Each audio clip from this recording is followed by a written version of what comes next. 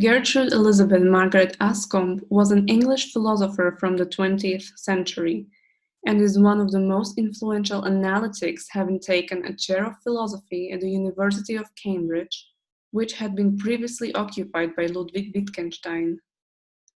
In Causality and Determination, Miss Anscombe's inaugural lecture, she attempts to refute universalities and necessitation as the key elements of causality, a view that had been widely held in the field since the times of Aristotle.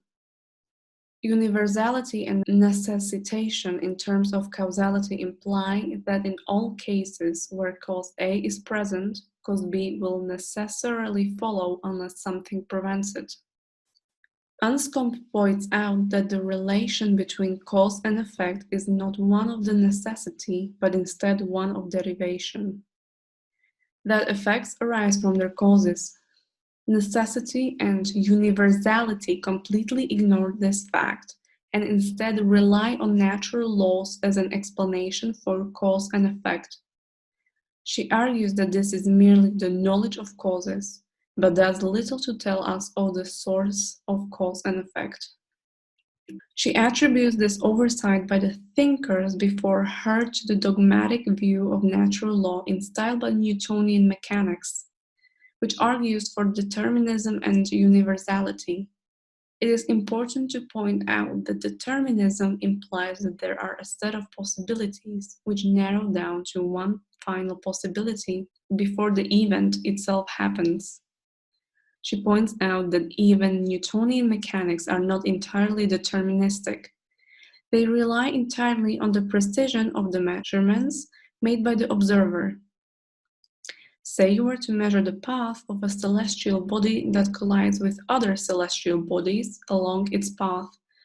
You take measurements along each collision and make predictions of its further movements according to said measurements. Because of the nature of empirical inquiry, there will be inaccuracies, and no matter how minute they may be, they still multiply amongst each other and lead our estimations to be simply what they are.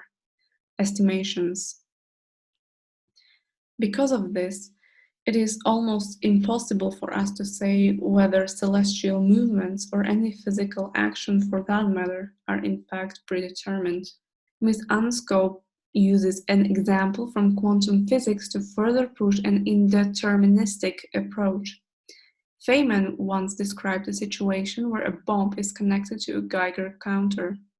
The bomb will only go off if the Geiger counter measures a certain reading, and so it is placed into an area with enough radioactive material that it may or may not register the required reading.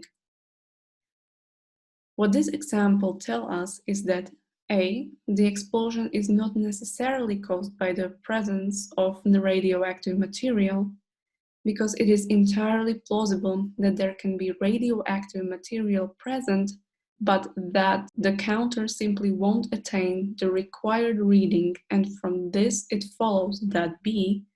The explosion of the bomb is not predetermined in any fashion. The fact that if the bomb explodes, it is caused is not a debate, but the explosion is not necessitated, nor is it predetermined.